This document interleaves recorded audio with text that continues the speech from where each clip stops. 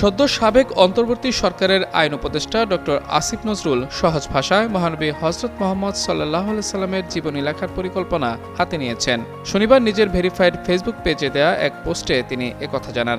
আসিফ নজরুল বলেন, কয়েক বছর আগে তিনি হজ পালন করেন। হজ থেকে ফিরে আসার পর ধর্মীয় বিষয়ে জানার আগ্রহ তার মধ্যে অনেক বেড়ে যায়। সে সময় তিনি মহানবী সাল্লাল্লাহু আলাইহি সাল্লামের জীবনী নিয়ে বেশ কয়েকটি বই পড়েন। তিনি বলেন, এসব পড়ার পর তার মনে প্রবল ইচ্ছা জন্ম নেয় সহজ ভাষায় মহানবী সাল্লাল্লাহু আলাইহি সাল্লামের জীবন ও কর্ম নিয়ে একটি বই লেখার, যেখানে শুধু ধর্মীয় দিক নয়, মানুষের পথ প্রদর্শক হিসেবে তার ভূমিকার পাশাপাশি ব্যবসা, যুদ্ধ পরিচালনা, কূটনীতি, রাষ্ট্র পরিচালনা এবং মানবাধিকারের মতো বিভিন্ন ক্ষেত্রে তার অসামান্য সাফল্য তুলে ধরার চেষ্টা থাকবে। তবে তিনি স্বীকার করেন এটি একটি বড় এবং কঠিন কাজ।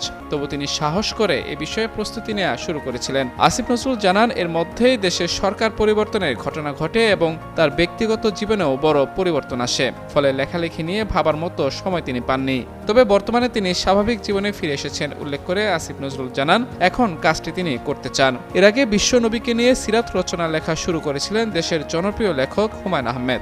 সম্পর্কে তিনি আসিফ নজরুলের শ্বশুর। হুমায়ুন আহমেদের শেষ জীবনে ধর্মচিন্তার প্রভাব পড়েছিল।